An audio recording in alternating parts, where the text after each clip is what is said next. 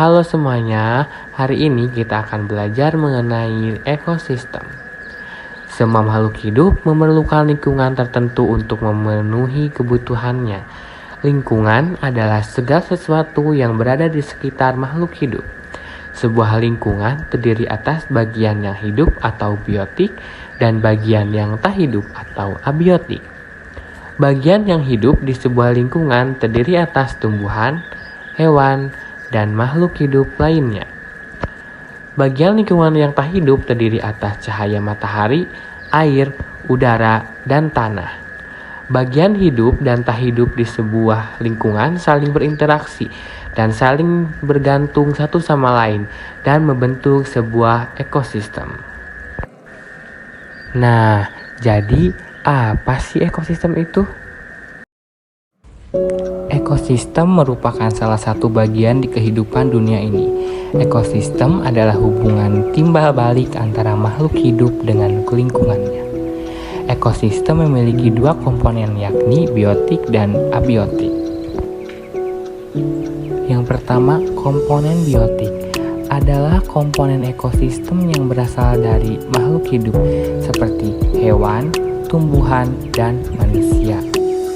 Yang kedua, ada komponen abiotik.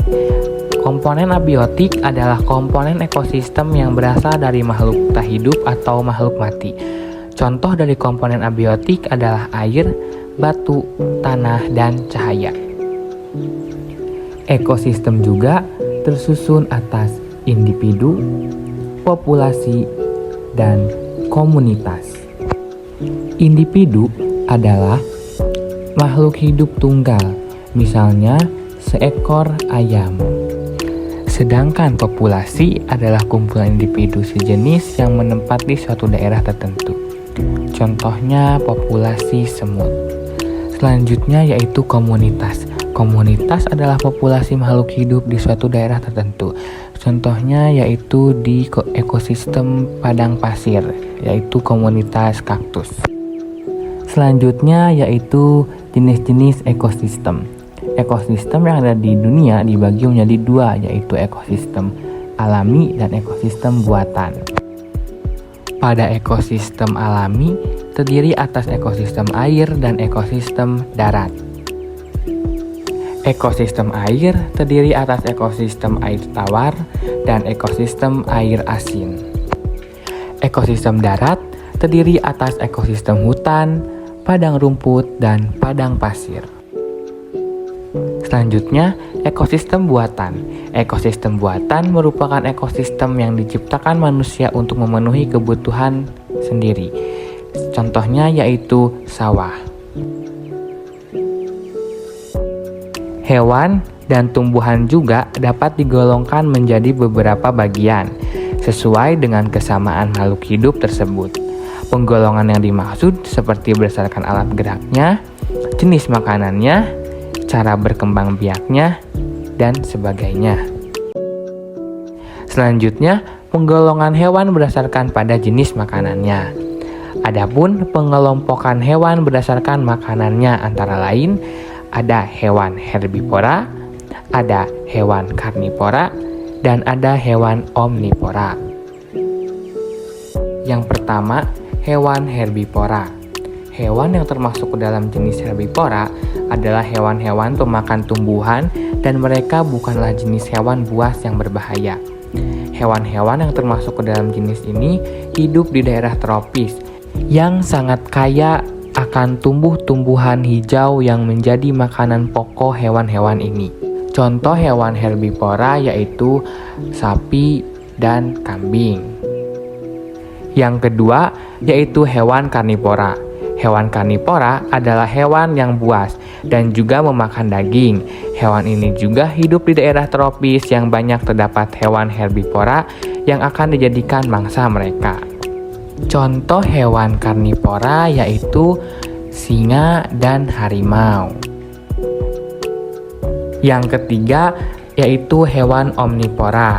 Hewan omnivora adalah gabungan dari kedua jenis hewan antara herbivora dan hewan karnivora.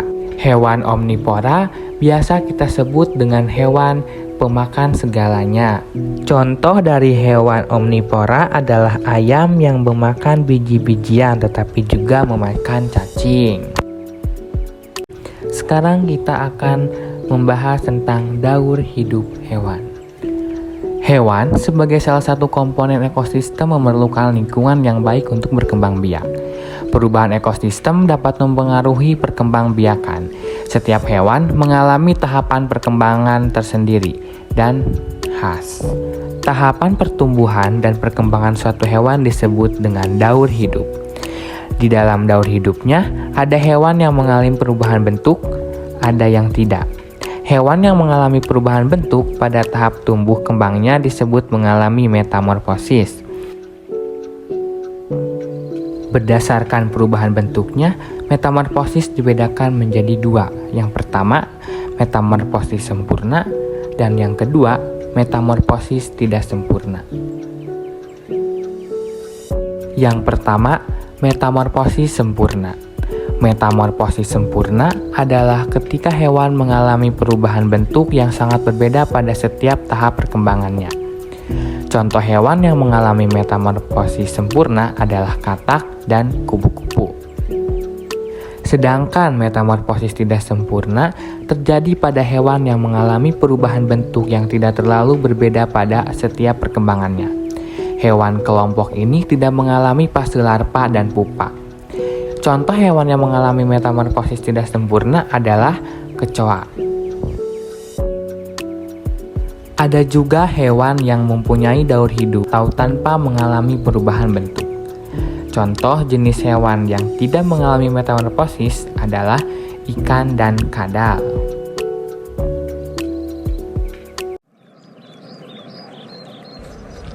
Oke, cukup sekian dulu pembahasan materi kali ini ya, yaitu tentang ekosistem. Semoga apa yang tadi disampaikan dapat dengan mudah kalian pahami dan juga semoga bermanfaat. Terima kasih dan sampai jumpa lagi.